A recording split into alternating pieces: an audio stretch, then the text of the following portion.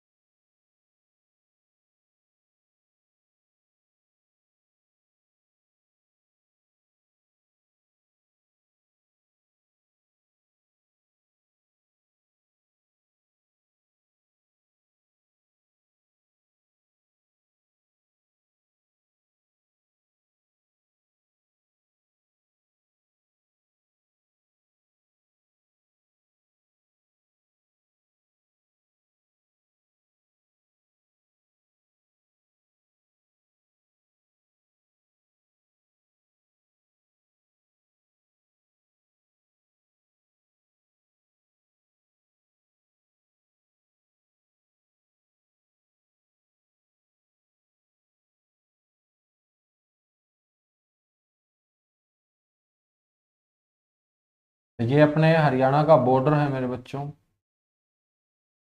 थोड़ा सा डार्क करके चल रहा हूं।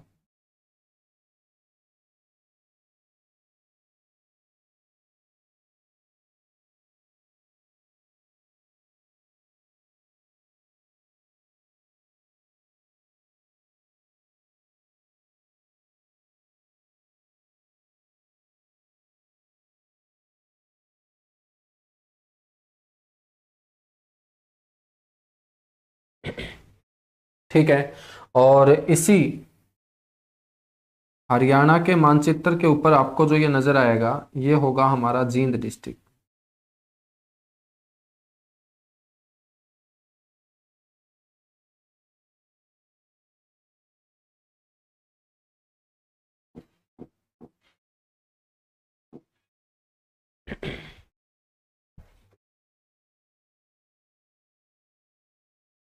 बच्चों, जींद के साथ सीमा कौन कौन बनाता है? तो जींद के साथ एक तो सीमा बनाता है आपका ये डिस्ट्रिक्ट, इसे हम फतेहाबाद बोलते हैं। फतेहाबाद के साथ साथ जींद के साथ है सीमा बनाता है हिसार डिस्ट्रिक्ट। उसके बाद जींद के साथ सीमा बनाता है रोहतक डिस्ट्रिक्ट। रोहतक के साथ साथ सीमा बनाता है सोनीपत। सोनीपत के साथ साथ सीमा बनाता है पानीपत। पानीपत के साथ साथ सीमा बनाता है करनाल। और करनाल के साथ साथ सीमा बनाता है कैथल डिस्ट्रिक्ट। तो बच्चों, ये डिस्ट्रिक्ट हैं 7 जो जींद के साथ सीमा बनाते हैं, और इसी जींद की हम चर्चा करने वाले हैं। तो हेडिंग डाल लीजिएगा जींद जिला।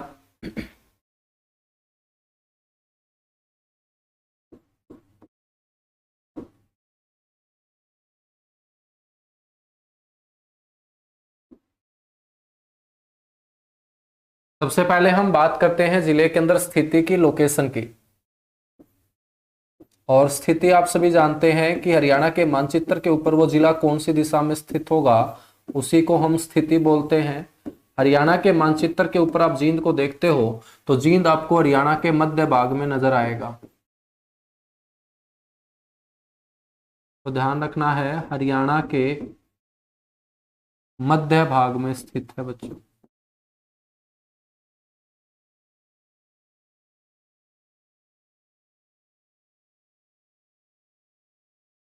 हरियाणा के मध्य भाग में स्थित है। स्थिति के बाद चर्चा करते हैं अस्तित्व की। अस्तित्व का मतलब है फॉर्मेशन। और हरियाणा जब अस्तित्व में आया था तो उस समय हरियाणा में 7 जिले बनाए गए थे। उन 7 जिलों में जींद का भी नाम था। तो इसका जो अस्तित्व होगा वो हरियाणा गठन के समय 1 नवंबर 1966 माना जाएगा। अस्तित्व के बाद हम बात करते हैं एरिया की, क्षेत्रफल की।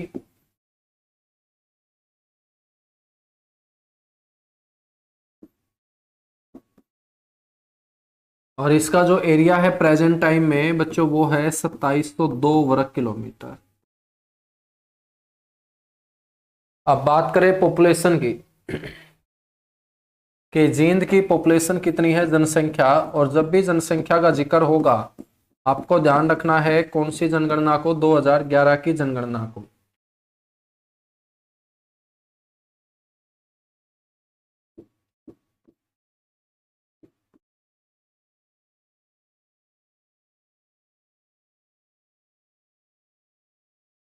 दो 2011 की जनगणना। और 2011 की जनगणना के आधार पर हम जिक्र करें तो बच्चों जींद जिले की पॉपुलेशन 15 लाख से तो कम थी, लेकिन 10 लाख से क्या थी, अधिक थी। तो इन जिलों के लिए क्राइटेरिया आपको ध्यान रखना है 10 लाख से अधिक। जनसंख्या के बाद हम जिक्र करें विधानसभा क्षेत्रों की। 90 विधानसभा क्षेत्र हरियाणा के अंदर हैं। और उन 90 विधानसभा क्षेत्रों में से जींद जिले में 5 विधानसभा क्षेत्र हैं। तो जींद का योगदान जो विधानसभा में रहता है वो 5 विधायक चुन के भेजने का रहता है। ये जो 5 विधायक चुने जाते हैं उनमें एक विधानसभा क्षेत्र जींद। वर्तमान में जो विधानसभा चल रही है 14वीं विधानसभा, तो 14वीं विधानसभा के अंदर बच्चों जींद से जो विधायक हैं वो बीजेपी पार्टी के कृष्ण चंद मिड्डा हैं। बीजेपी पार्टी के कृष्ण चंद मिड्डा, हरिचंद मिड्डा के ये बेटे हैं। दूसरे नंबर पे यहाँ की जो रिजर्व सीट है बच्चों वो नरवाना है। नरवाना है रिजर्व सीट। और नरवाना रिजर्व सीट से विधायक है रामनिवास सुरजाखेड़ा।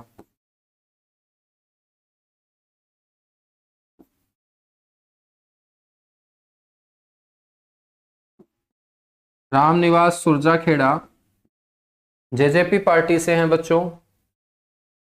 तीसरी जो सीट है वो है जुलाना। जुलाना से विधायक है अमरजीत डांडा।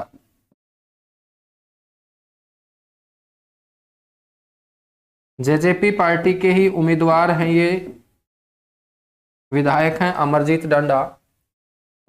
चौथे नंबर पे जो सीट है बच्चों वो है उचाना।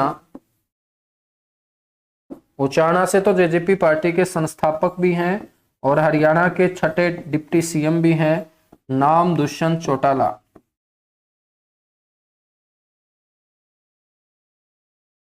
और 5वीं सीट है बच्चों सफिद्दों। सफिद्दों से हैं कांग्रेस पार्टी के उम्मीदवार सुभाष गांगुली विधायक।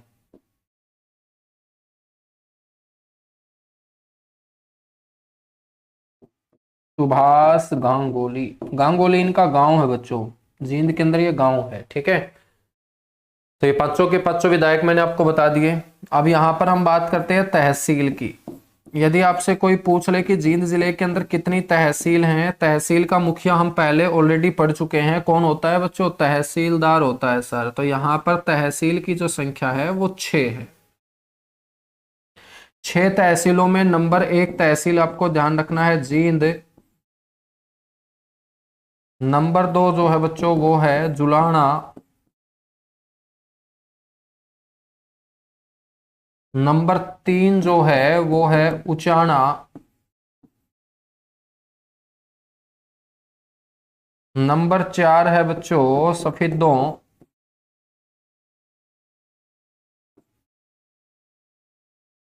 नंबर 5 है नरवाना। और छठी तहसील मेरे को तुम बताओगे जींद की कौन सी है छठी तहसील? एक बार छठी तहसील का नाम बताओगे? बिल्कुल, अड़ेवा। अड़ेवा। तहसील के बाद चर्चा करें उप तहसील की, जिसे हम सब तहसील बोलते हैं। तो मेरे बच्चों सिर्फ एक उप तहसील है यहाँ पे, और उसका नाम है पिल्लू खेड़ा।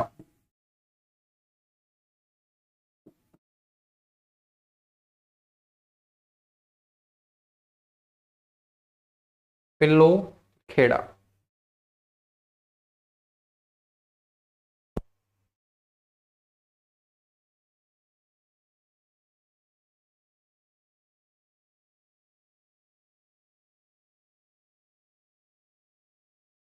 भाई पीडीएफ पीडीएफ मत चिल्लाया करो तुम लोग, ठीक है? अब देखिएगा, पीडीएफ पीडीएफ चिल्लाओगे तो फिर मैं इतने अच्छे तरीके से तुम्हें नहीं एक्सप्लेन कर पाऊंगा, नहीं पढ़ा पाऊंगा, क्योंकि ये जो पीडीएफ है, मैंने स्टार्टिंग में पीडीएफ दी भी थी तुम्हें, लेकिन उस पीडीएफ का मिसयूज हुआ, और वो मेरे पास जब आए हैं स्नैपशॉट, तब मेरा मन नहीं करता है कि मैं पीडीएफ ऐसे दूं, ठीक है? यानी कि मैं दिल से जो आपको पढ़ा रहा हूं वो इसलिए पढ़ा रहा हूं ताकि जो पैसा लगा रहा है वही इसका यूटिलाइज कर सके, वरना ये सारा का सारा कंटेंट मैं यूट्यूब के ऊपर भी पढ़ा सकता हूं, है ना? लेकिन आपकी जो नेक कमाई है वो आपकी वसूल कब होगी? कि आप जो इतना पैसा लगा रहे हो मेहनत का, उस पैसे का आप लोगों को अच्छे तरीके से रिजल्ट मिले, तभी फायदा है। अब मेरे को तो देखिएगा पीडीएफ देने में कोई अर्जाना नहीं है, लेकिन जो और लोग हैं ना, बाहरी लोग, ठीक है, जो चोर किस्म के लोग होते हैं जिनसे मेहनत नहीं की जा सकती, वो दूसरों के कंटेंट को कॉपी करते हैं, चोरते हैं, अलग अलग जगह के ऊपर बेचते हैं। और तुम जो बच्चे हो वो मासूम बच्चे हो, तुम्हें इन बातों का इतना पता नहीं है, क्योंकि तुम एक स्टूडेंट की तरह सोचते हो, है ना? वरना तो देखिएगा पीडीएफ देने में मेरे को कोई भी दिक्कत नहीं है, क्योंकि ये तुम लोगों के लिए कंटेंट है, तुम लोगों को पढ़ा रहा हूं, तुम लोगों के लिए छाप रहा हूं ये सारा का सारा। लेकिन थोड़ा सा मेरे को भी चाहिए है सिक्योरिटी, कि बहुत सारे जो लोग हैं वो स्टूडेंट तो नहीं हो सकते, क्योंकि एक स्टूडेंट तो ऐसा काम नहीं करेगा, और एक अच्छा टीचर भी नहीं काम करेगा जो मेहनती होता है। लेकिन स्टार्टिंग की जो 2-3 पीडीएफ दी मैंने, उन्हीं की मेरे पास बच्चों स्नैपशॉट आई है अलग अलग जगह से, कि देखिएगा सर आपका कंटेंट ऐसे जा रहा है, सर हमारे को ये 100 रुपए में बेच रहा है, ठीक है? अब मैंने तो 100 रुपए नहीं लिए उसके, समझ में आई बात? अरे कॉपी तो होती है ब्रांड की, लेकिन उसकी नेगेटिविटी तो होती है। कॉपी का नहीं बोल रहा मैं, कॉपी का तो मेरे को कोई इशू नहीं है, ठीक है? सीखने को जहां से मिले उससे सीखना चाहिए। कॉपी का तो मेरे को पता है मेरे भाई, है ना? हाँ, काफी टीचर भी मेरे साथ जुड़े हैं जो मेरे साथ हरियाणा जी के सीखते हैं, पढ़ते हैं, मैं भी उनसे सीखता हूँ, ठीक है? काफी जो बड़े बड़े यूट्यूबर आप लोग देखते होंगे, जिनको आप फॉलो करते होंगे, उनको भी यदि आप मेरा नाम लोगे तो वो भी अच्छे से मेरे को जानते हैं। कंटेंट के मामले में मैं किसी से भी नहीं पिछड़ने दूंगा तुम्हें, ये हरियाणा जीके के अंदर मेरा वादा है, मेरा एक्सपीरियंस है। कुछ लोग इसको ईगो बोल देते हैं, लेकिन ये ईगो नहीं, एक्सपीरियंस है, ठीक है बच्चों? बाकी मैंने आप लोगों को बोला है कि जिस बच्चे से नोट्स नहीं बनते हैं, कोई दिक्कत नहीं है, तुम लोगों के लिए किताब लेके आ रहा हूं, और 10-15 दिन या 20 दिन आप पेशेंस रखिएगा, 15-20 दिन के बाद वो किताब मैं तुम लोगों को दे दूंगा। उसके बाद ना तो कोई कॉपी का डर होगा, ना किसी और चीज का डर होगा। जिन बच्चों से नोट्स नहीं बनते वो नोट्स मत बनाओ, उनको कोई फोर्स भी नहीं कर रहा मैं, लेकिन उनको मैं एक किताब लेके दे देता हूँ, एक अच्छी मेरी हैंड रिटन बुक लेके आ रहा हूँ, बिल्कुल ठीक ऐसे शब्दों में लिखी हुई, साफ साफ स्पष्ट,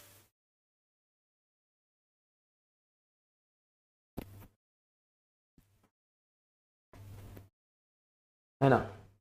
नहीं, कोई दिक्कत नहीं है, जिससे नोट्स ना बने ना तब भी कोई दिक्कत नहीं है। नोट्स नहीं बनेंगे तो फिर आप लोगों के लिए मैं एक बुक लेके आ रहा हूँ, वो बुक आप परचेज कर लेना भाई। अब देखिएगा दो चीजें हैं, या तो आप मेहनत लगाइए, मेहनत नहीं कर सकते हो तो फिर आपको पैसा लगाना पड़ेगा। अब मैं वो बुक इसीलिए लेके आ रहा हूँ, जो बच्चे नहीं लिख सकते हैं, अब लिख नहीं सकते, उनके पीछे कई और कारण हो सकते हैं, हो सकता है कोई काम वगैरह करते हो साथ में, तो हो सकता है इतना टाइम वो ना निकाल पाते हो, है ना? चलेगा, आगे बढ़ेंगे। बाकी कोशिश करूंगा, एक दो बार और पीडीएफ डालता हूं, यदि कोई ऐसा है इशू नहीं आता है तो मेरे को तो कोई इशू है नहीं भाई। देखिएगा आप लोगों के लिए ही है ये सारा का सारा कंटेंट है, इसको मैं घर रख के क्या करूंगा।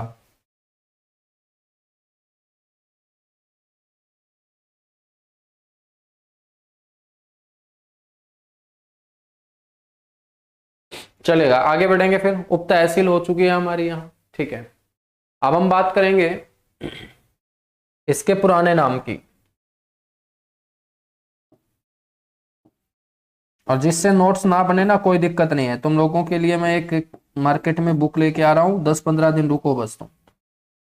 और ठीक ऐसे ही लिखे गए शब्द आपको मिलेंगे किताब में साफ स्पष्ट, लेकिन वहां 200-250 रुपये लगाने पड़ेंगे तुम्हें। पुराना जो नाम है ना बच्चों इसका, वो क्या है, जयंतपुरी।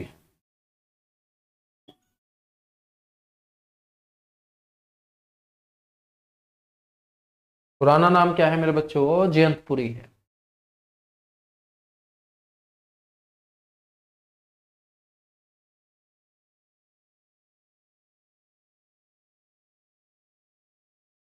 सर वाटर मार्क लगा लिया करो।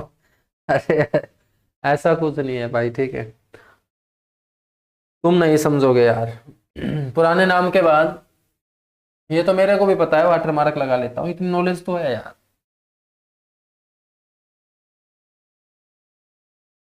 इसके बाद इसका नामकरण की बात करेंगे कि जींद का नाम जींद हम क्यों पुकारते हैं।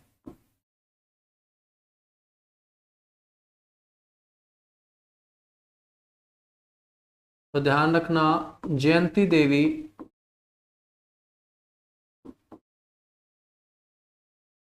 मंदिर के कारण,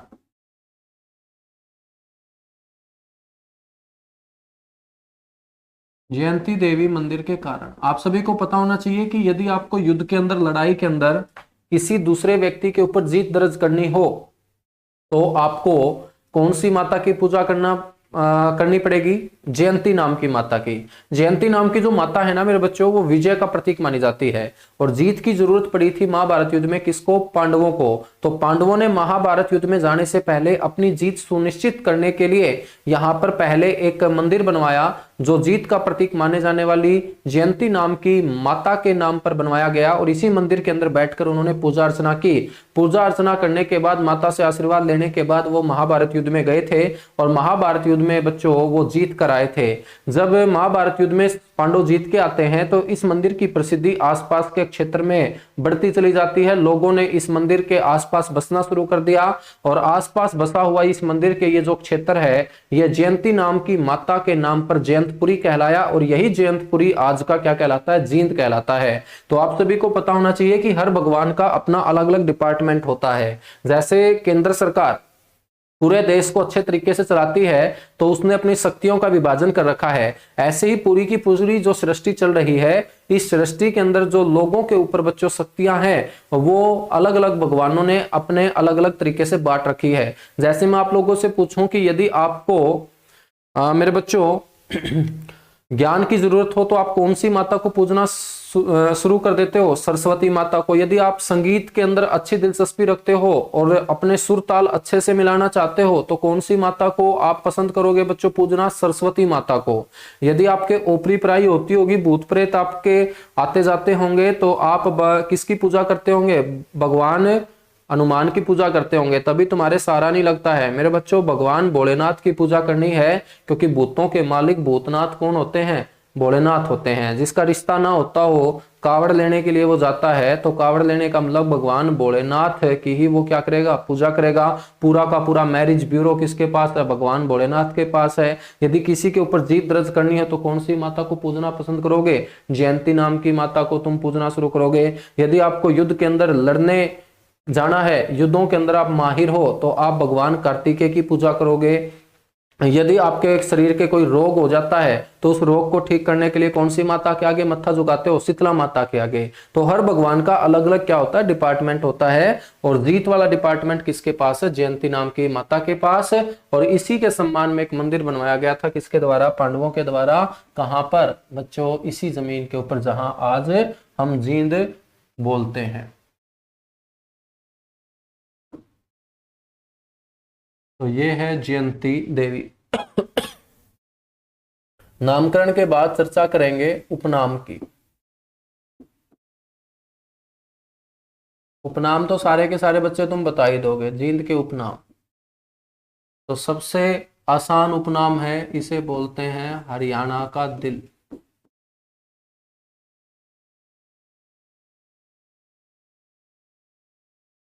हरियाणा का दिल इसे बोलते हैं, या हार्ट ऑफ हरियाणा इंग्लिश में बोल देते हैं।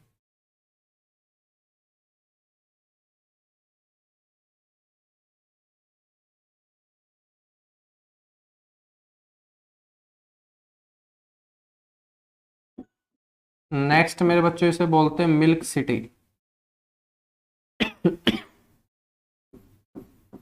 मिल्क सिटी से बोलते हैं, या हिंदी में बोल देते हैं दूध नगरी।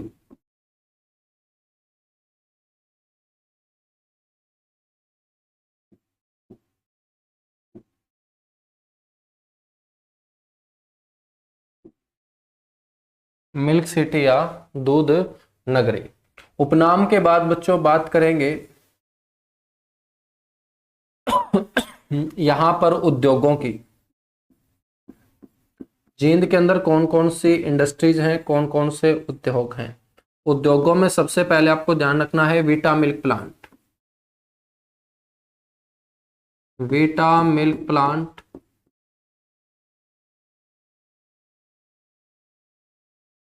बच्चों वीटा मिल्क प्लांट की जो स्थापना है वो 1970-71 में की गई थी। वीटा मिल्क प्लांट आपको यह भी पता होना चाहिए, यह प्रदेश का सबसे बड़ा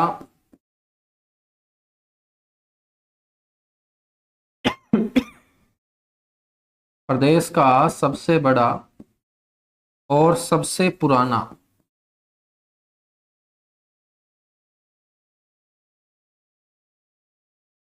प्रदेश का सबसे बड़ा और यह सबसे पुराना मिल्क प्लांट है। उसके बाद आगे जो नेक्स्ट मिल्क प्लांट आपको ध्यान रखना है वो है लक्ष्य मिल्क प्लांट।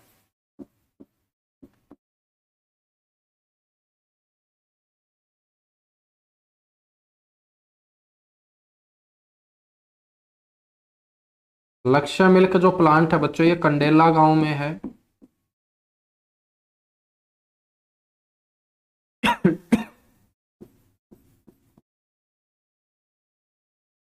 और कंडेला जो गांव है बच्चों ये जींद डिस्ट्रिक्ट का गांव है। कंडेला जो गांव है ये जींद डिस्ट्रिक्ट का गांव है। ध्यान रखना है इसकी जो स्थापना है वो 2010 में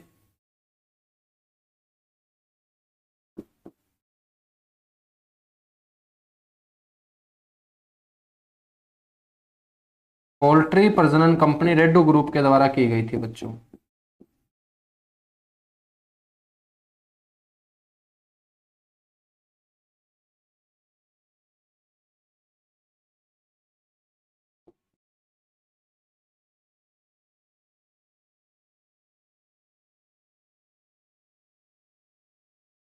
पोल्ट्री प्रजनन कंपनी रेड्डू ग्रुप के द्वारा इसे स्थापित किया गया था।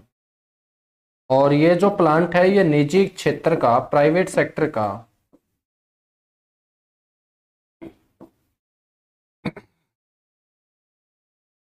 हरियाणा में प्रथम और एकमात्र प्लांट है प्राइवेट सेक्टर का। वीटा जो है वो कोऑपरेटिव है, सहकारी है, ये पूरा का पूरा प्राइवेट है, निजी क्षेत्र का हरियाणा में प्रथम व एकमात्र।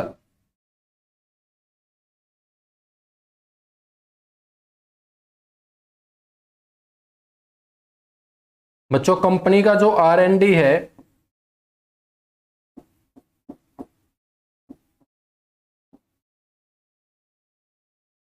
R&D या हम बोल सकते हैं अनुसंधान के अंदर। अब मार्केट में जब भी कोई प्रोडक्ट आता होगा लक्ष्य का, चाहे लक्ष्य की कोई आइसक्रीम ही क्यों ना आती हो, तो उसके ऊपर रिसर्च तो होती होगी ना। तो कंपनी अपना प्रोडक्ट लाने से पहले जो रिसर्च करती है, कंपनी का जो R&D है, रिसर्च सेंटर है, वो है दालमवाड़ा गांव के अंदर। जींद डिस्ट्रिक्ट का ही गांव है दालमवाड़ा।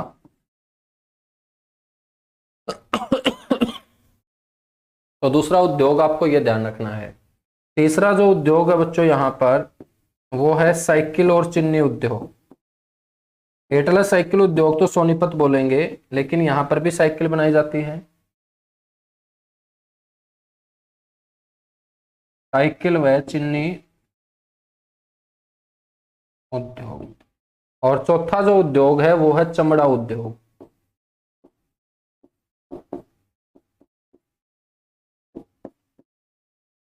चमड़ा उद्योग, ये जो चमड़ा उद्योग है, यदि आपसे पूछ लिया जाए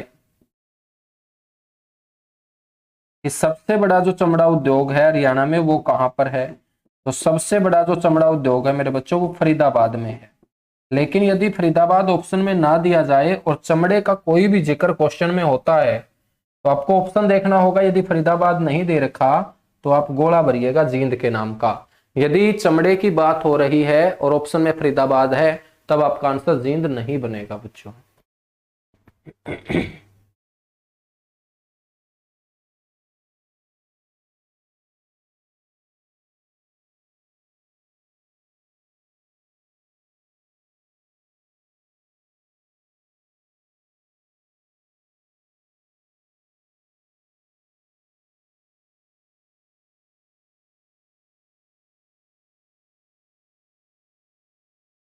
ठीक है बच्चों, उद्योग के बाद हम बात करेंगे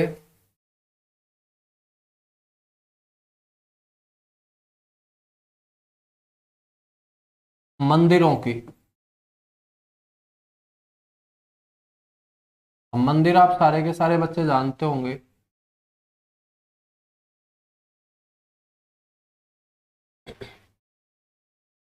मंदिरों में सबसे पहला मंदिर आपको ध्यान रखना है यहां पर, रानी तालाब मंदिर।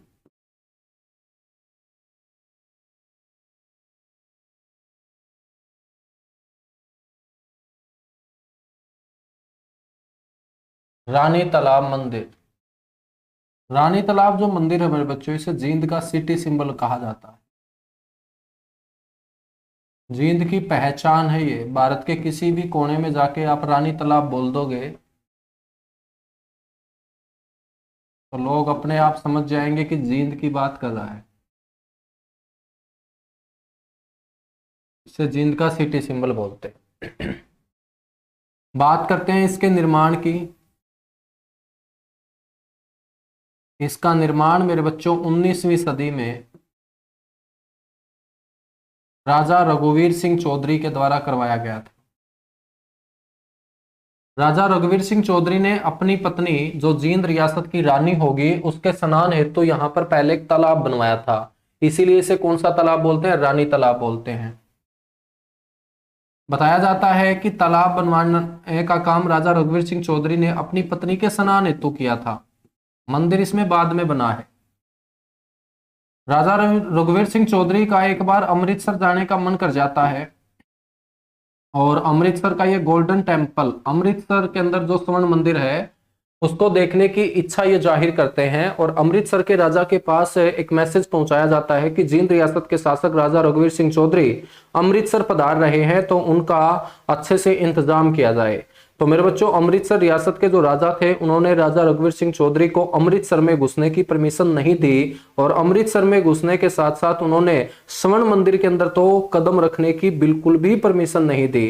तो इससे राजा रघुवीर सिंह चौधरी क्या हो जाते हैं? नाराज हो जाते हैं। अमृतसर के जो शासक थे, उनका यह मानना था कि जींद जो रियासत रही है वो एक गद्दार रियासत रही है, क्योंकि 1857 की क्रांति के अंदर हम बात करें तो जींद रियासत के जो राजा हुआ करते थे स्वरूप सिंह बच्चों, उन्होंने अपने लोगों का साथ न देकर अंग्रेजों का साथ देने का काम किया था। और अमृतसर रियासत के शासक बोल रहे थे कि जिन लोगों ने अंग्रेजों का साथ दिया, उस रियासत के शासक को मैं कभी भी इस गोल्डन टेम्पल के अंदर प्रवेश करने की परमिशन नहीं दे सकता हूं। राजा रघुवीर सिंह चौधरी को जब ये जवाब मिलता है तो राजा रघुवीर सिंह चौधरी अमृतसर रियासत के शासक को बोलते हैं कि आप अपने गोल्डन टेम्पल के ऊपर ज्यादा घमंड मत कीजिएगा, आपका जो गोल्डन टेम्पल है वो पानी के बीचों बीच ही तो है। एक ऐसा ही गोल्डन टेम्पल मैं मेरे जींद में बना लूंगा, क्योंकि मैंने अपनी रानी के स्नान हेतु एक तालाब तो बना ही दिया है, और तालाब के बीचों बीच मेरे को क्या बनवाना है, एक मंदिर ही तो बनवाना है। वो आपके बिल्कुल अमृतसर के गोल्डन टेम्पल की तर्ज पे आसानी से बन सकता है। और उसके बाद मेरे बच्चों बताया जाता है राजा रघुवीर सिंह चौधरी ने एक मंदिर बनवाने का काम किया इस तालाब के बीचों बीच। तो यहां से आपसे क्वेश्चन पूछा जाए कि ये जो मंदिर है रानी तालाब मंदिर, इसका जो वास्तुकला है, इसका जो डिजाइन है, इसकी जो पैटर्न है, इसकी जो शैली है, वो किसके ऊपर आधारित है? तो इसकी जो वास्तुकला है वो स्वर्ण मंदिर अमृतसर पर आधारित है, गोल्डन टेम्पल पर आधारित है, इसलिए पानी के बीचों बीच है।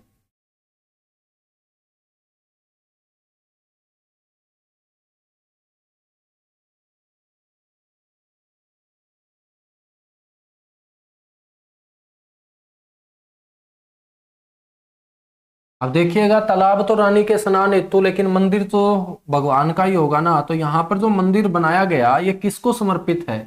तो ये जो मंदिर है ये भगवान शिव को समर्पित है।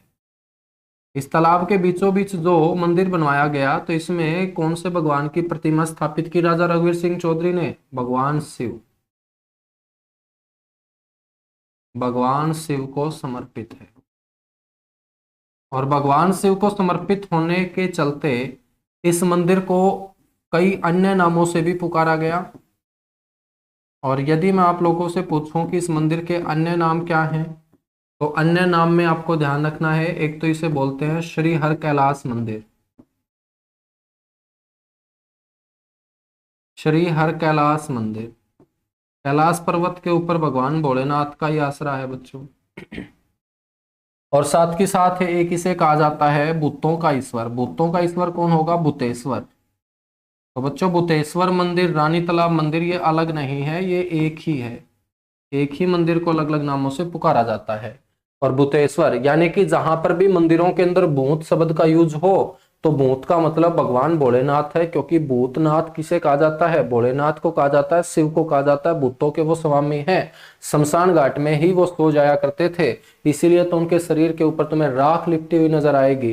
वो राख वो घर से लगा के थोड़ी आते थे भगवान भोलेनाथ, वो राख इसलिए लग जाती है उनके शरीर के, क्योंकि बच्चों वो हमेशा रात को शमशान के अंदर जाके सो जाया करते थे। और शमशान में सो जाया करते थे तो भूत उनके लिपट जाया करते थे, और भूत लिपट जाया करते थे तो भूतों के वो मालिक बन जाते हैं। और भूतों के मालिक कौन है? भूतनाथ हैं बच्चों। गरोंडा के अंदर centre of excellence for vegetable search कब स्थापित हुआ था? 2011 में स्थापित हुआ था गोदारा भाई। सबसे पहला वो सेंटर ऑफ एक्सीलेंस है हरियाणा के अंदर।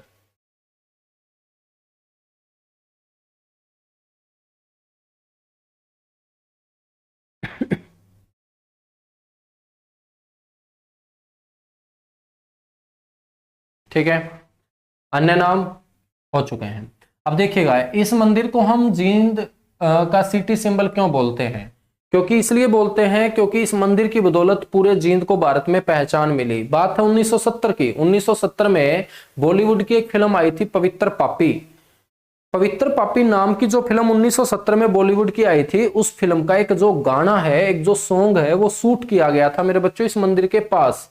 और इस मंदिर के पास जब वो गाना शूट किया गया होगा और ये पवित्र पापी फिल्म भारत के सिनेमाघरों में चली होगी, तो बच्चों जो लोग सिनेमा में इस फिल्म को देखने आए होंगे, ये फिल्म जब चल रही होगी तो बीच में वो गाना भी आया होगा और गाने के दौरान ये मंदिर भी देखा गया होगा। तब लोगों ने पूछा होगा कि ये मंदिर जो है इतना शानदार है, जहां पर यह गाना शूट किया गया है, ये कहाँ का मंदिर है? तो इस फिल्म के जरिए भारत के लोगों को पता चलता है कि यह मंदिर हरियाणा के जींद के अंदर बना हुआ रानी तालाब मंदिर है। तो उस फिल्म की बदौलत पूरे भारत के अंदर यह मंदिर लोगों के दिमाग में अपनी पहचान बना लेता है, इसीलिए इस मंदिर को बोलते हैं जींद का सिटी सिंबल। तो आपके पेपर में एक बार पूछा गया था ये क्वेश्चन, देखिएगा एचएसएससी कितनी खतरनाक है, ऐसे ऐसे क्वेश्चन भी पूछ लेती है। और आपको ध्यान रखना है कि 1970 में आई फिल्म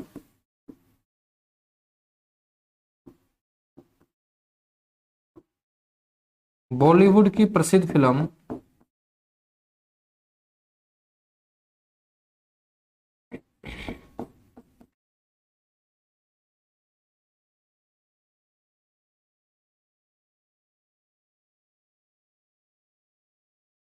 पवित्र पापी, पवित्र भी और पापी भी।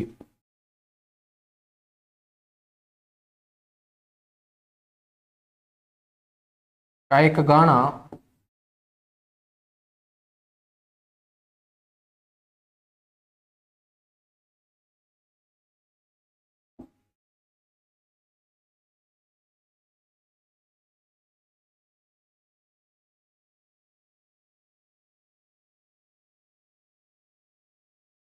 यहाँ शूट किया गया था, और क्लास होने के बाद ये गाना तुम सुन सकते हो यूट्यूब के ऊपर। गाना बच्चों आपको इस तरीके से सर्च करना है कि मैं होके मजबूर चला, बड़ी दूर चला, बड़ी दूर चला, बड़ी दूर चला। इस तरीके का आपको गाना किशोर कुमार गाते हुए नजर आएंगे। ठीक है, बड़ा प्यारा सा ये गाना है और इस गाने को तुम सुन सकते हो कि तेरी दुनिया से होके मजबूर चला, मैं बहुत दूर चला, बहुत दूर चला। ठीक है बच्चों, दुख भरा गाना है और दुख तुम्हारी जिंदगी में पक्का मिलेंगे। ठीक है, सभी की जिंदगी में होते हैं दुख, किसी को किसी चीज का दुख है, किसी को किसी चीज का दुख है। तो यहाँ पर मेरे बच्चों दुख ही है अभिनेता अपनी अभिनेत्री से और वो दूर जा रहे हैं। तो ये आप लोगों को गाना सुन लेना है और ये मंदिर है आपका रानी तालाब मंदिर। ठीक है, पक्का सुनना है सभी बच्चों को ये गाना। दूसरा जो मंदिर है यहाँ पर वो है बाबा जीतगिरी मंदिर।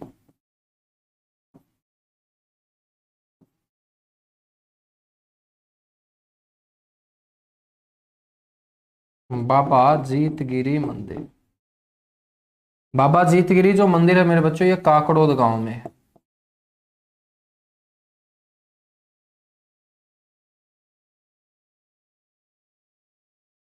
काकड़ोद गांव जींद का है बच्चों।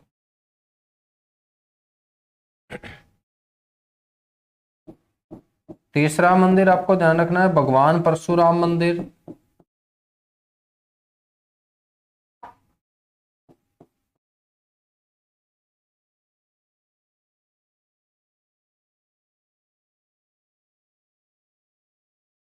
भगवान परशुराम मंदिर जो है ये रामराय गांव में।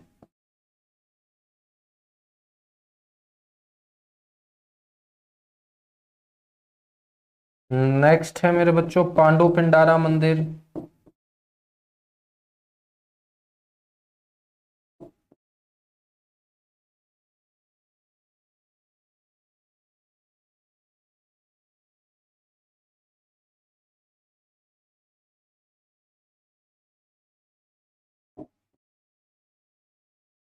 पांडु पिंडारा मंदिर जो है ये पिंडारा में है।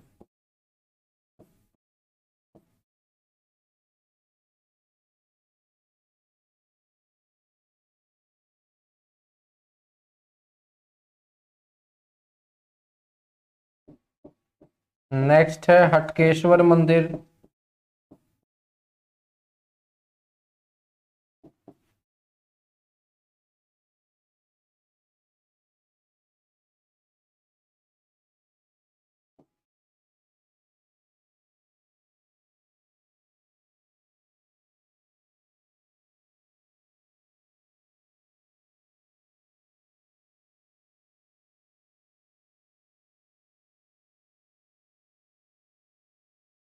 ये हाट गांव जींद में है। तो कीजिएगा एक बार जल्दी से नोट, इसके बाद हम आगे बढ़ेंगे। मंदिर के बाद मेलों को पढ़ेंगे बच्चों। मेलों के बाद यहाँ पर दरगाह पढ़ेंगे, गुरुद्वारे पढ़ेंगे, संग्रहालय पढ़ेंगे, प्रमुख बातें पढ़ेंगे, धार्मिक स्थान पढ़ेंगे, व्यक्तित्व को पढ़ेंगे। काफी कुछ है पढ़ने को जींद डिस्ट्रिक्ट में। जल्दी से नोट कीजिएगा, नोट करने के बाद डन लिखिएगा।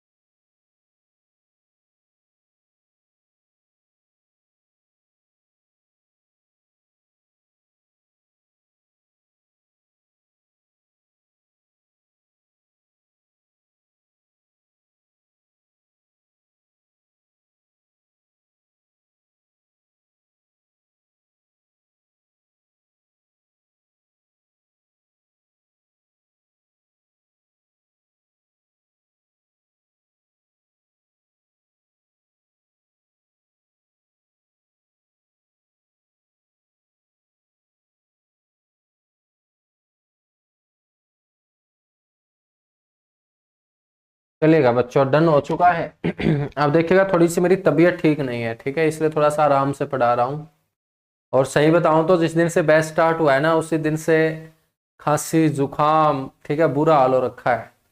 लेकिन तुम लोगों की क्लास मिस नहीं कर सकता हूँ, ठीक है, तुम लोग वरना फिर मेरे को निशाने पे लेना स्टार्ट कर दोगे, ठीक है।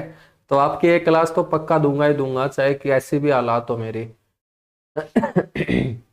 चलेगा, आगे बढ़ेंगे बस।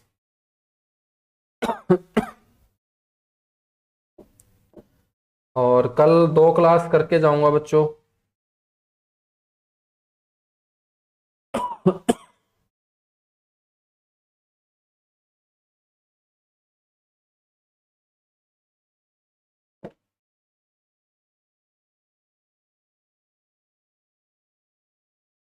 अब बात करते हैं यहाँ मेलों की।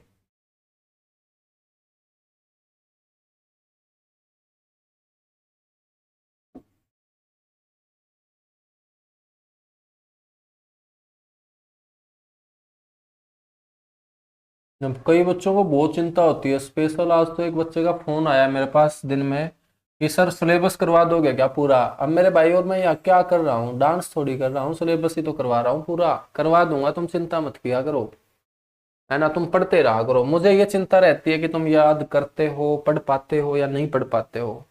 सिलेबस की चिंता तुम क्यों ले रहे हो, सिलेबस की चिंता मेरे को लेने दो। बाकी चिंता लेते रहो कि तुमसे ये बातें याद हो रही है नहीं हो रही। बच्चे की एक यही चिंता होती है, सिलेबस करवा दोगे, सिलेबस करवाने के लिए बैठे हैं भाई, और यहाँ क्या करवा रहा हूं मैं। बाबा भोलूनाथ का मेला।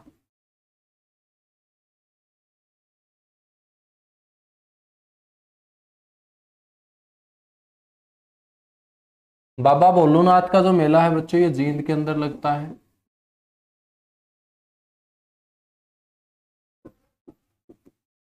नेक्स्ट है पांडु पिंडारा मेला।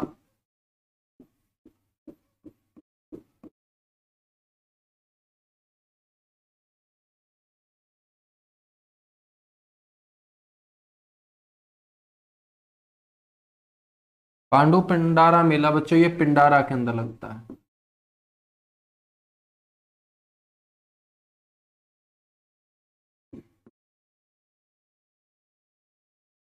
पांडु पिंडारा जो मेला लगता है, ये सोमवती अमावस्या के दिन लगता है।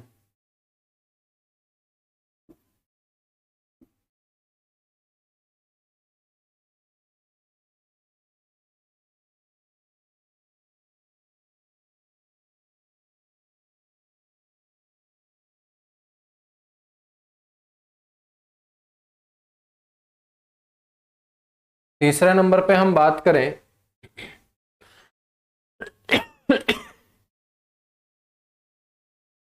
तीसरा मेला है मेरे बच्चों सच्चा सौदा मेला।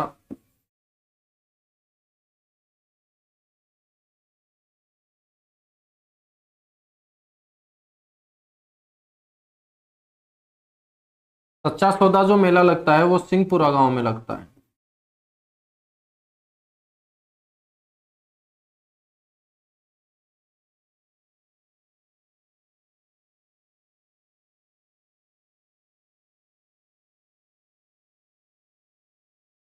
सफेदों तहसील का यह गांव है और यह लगता है सिखों के 9वें गुरु तेग बहादुर जी के सम्मान में।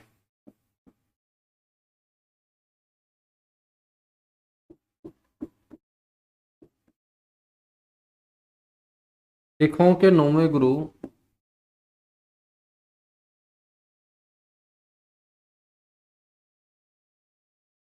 तेग बहादुर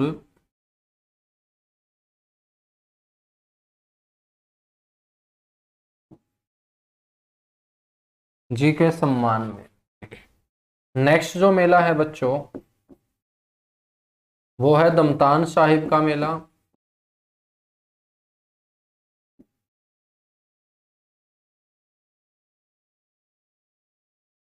दमतान साहिब का मेला लगता है दमतान गांव में।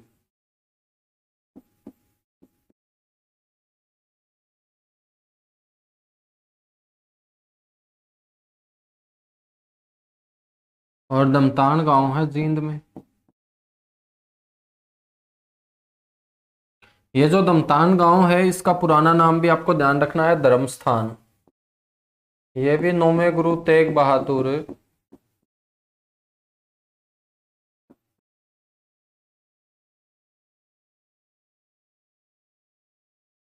जी के सम्मान में।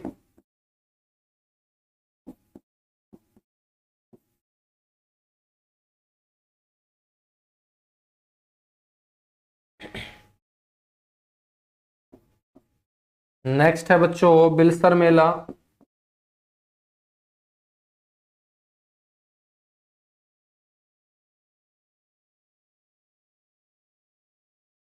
बिलसर का जो मेला लगता है वो लगता है हंस डहर गांव में।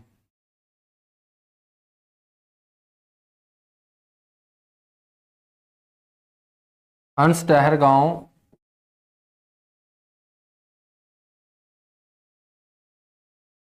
नरवाना तहसील का गांव।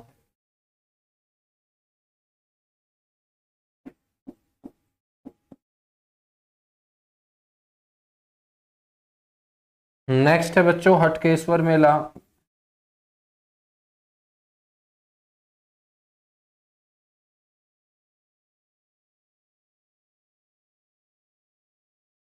हाट गांव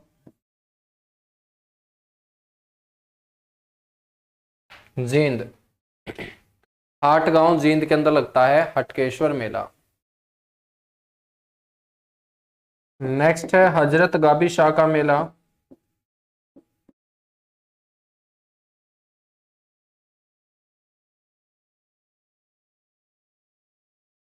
हजरत गाबी शाह का मेला ये लगता है मेरे बच्चों नरवाना में।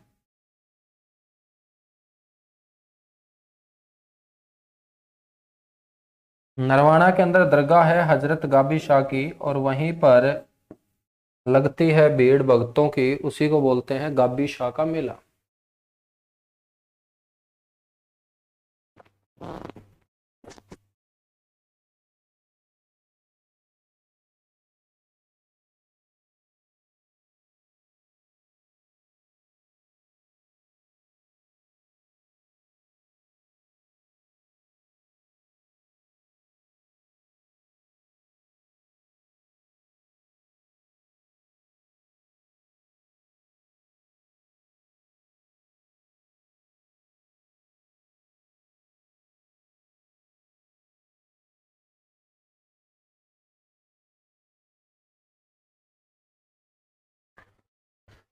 मेलों के बाद बच्चों बात करते हैं यहाँ पर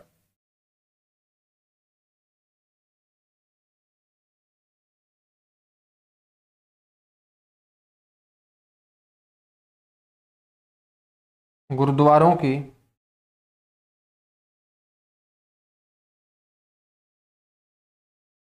गुरुद्वारे आप सभी को पता होगा क्या होता है, गुरु के द्वार चलना। गुरु के द्वार चलना ही क्या कहलाएगा, गुरुद्वारा। और सिख धर्म के अंदर कितने गुरु हुए हैं, 10 गुरु हुए हैं बच्चों। तो उन 10 गुरुओं के द्वार जब आप जाते हो तो वही द्वार आपका गुरुद्वारा कहलाता है।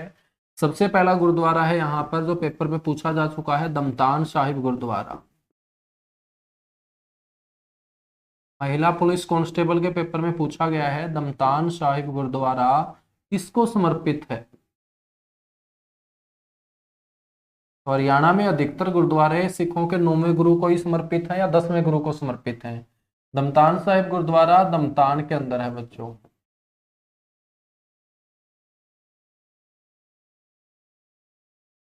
और दमतान गांव नरवाना तहसील का गांव है, जो जींद जिले की तहसील मैंने आपको बताई। ये जो दमतान गांव हम पढ़ रहे हैं, इसका पुराना नाम आप लोगों को ध्यान रख लेना है। इसका पुराना नाम है मेरे बच्चों धर्म स्थान। और नरवाना का पुराना नाम है निर्वाण।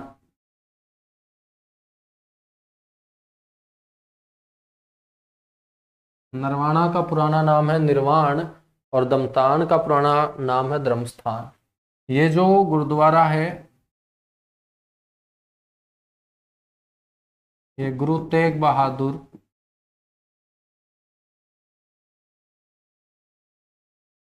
जी को समर्पित।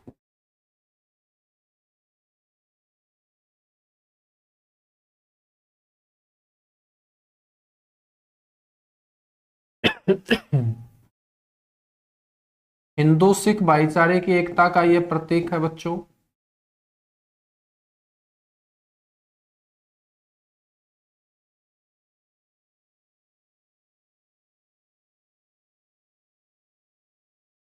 हिंदू सिख भाईचारे की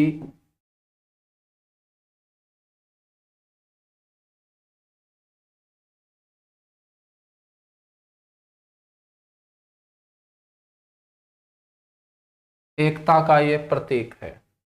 नमतान साहिब के बाद नेक्स्ट है आपका सिंहपुरा साहिब गुरुद्वारा।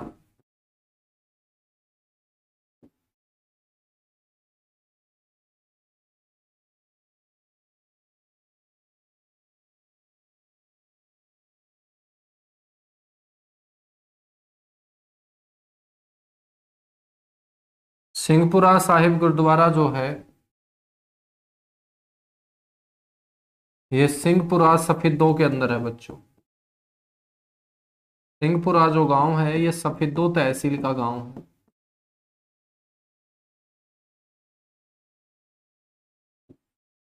ये भी गुरु तेग बहादुर जी को समर्पित है।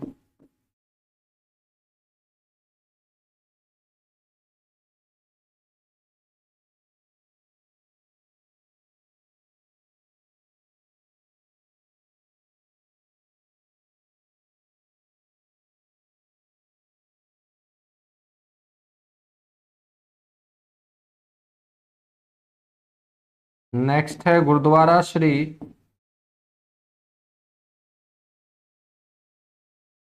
गुरु तेग बहादुर साहिब।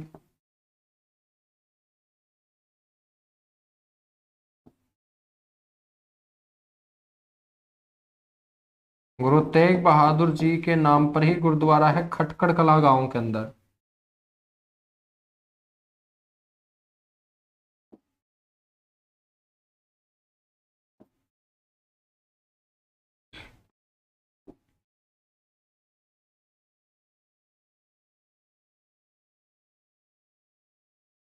एक और है गुरुद्वारा श्री गुरु तेग बहादुर साहिब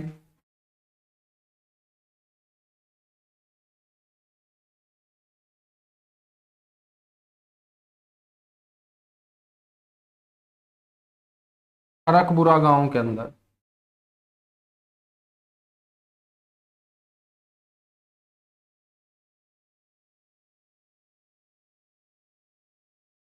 ठीक है, तो ये गुरुद्वारे आपको जींद में याद रखने हैं। गुरुद्वारों के बाद हम बात करें यहाँ पर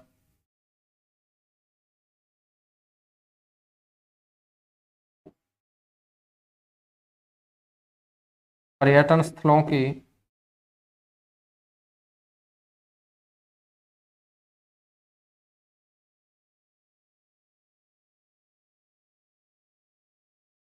तो बच्चों एक तो है यहाँ पर दरगाह,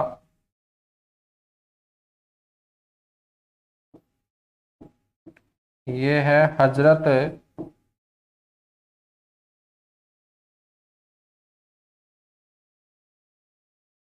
गाबी शाह की दरगाह।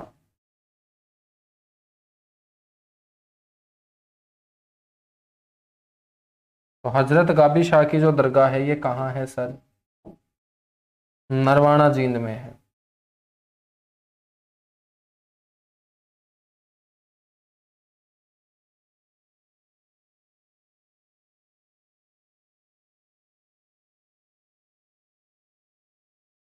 नेक्स्ट है यहाँ एक पक्षी बुलबुल,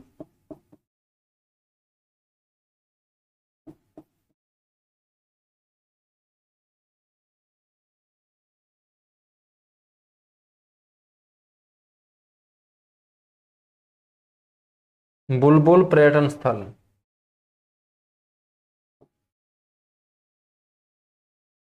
ये है बच्चों जींद के अंदर।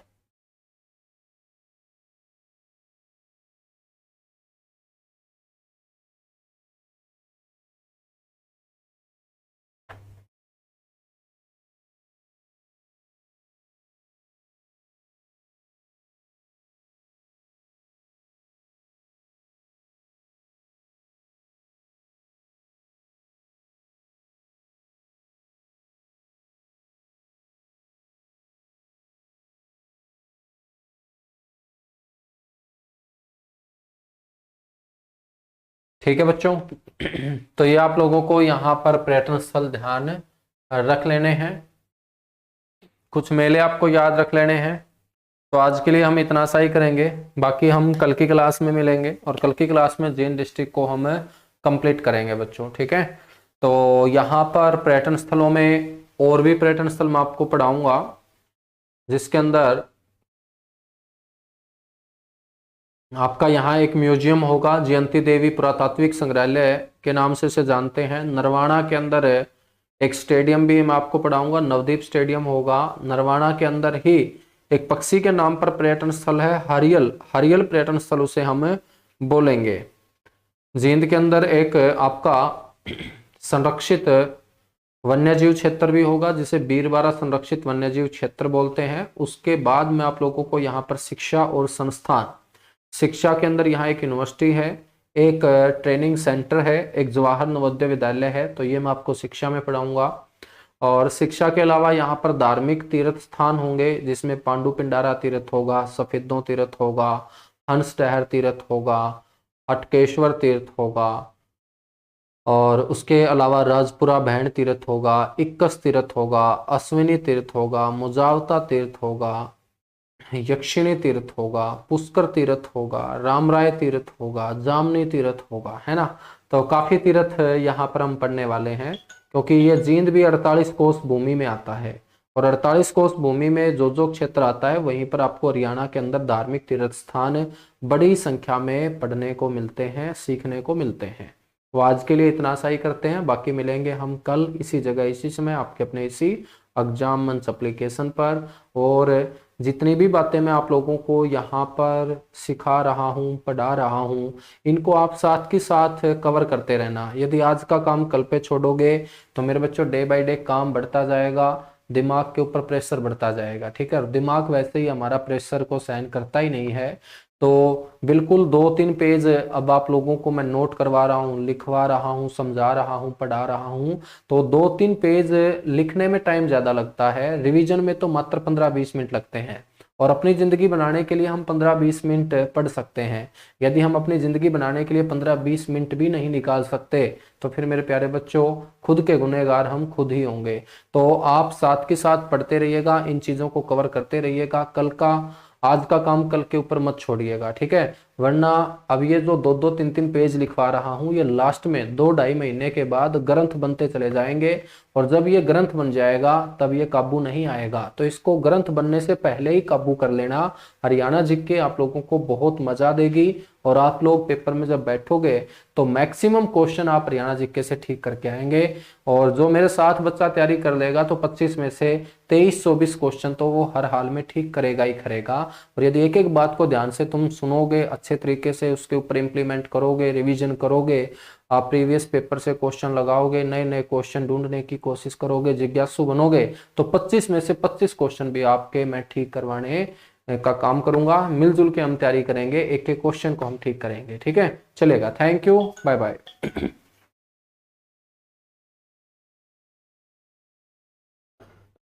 48 कोष कुरुक्षेत्र में मैं आप लोगों को बताऊंगा भाई, 48 कोष क्या है। ठीक है।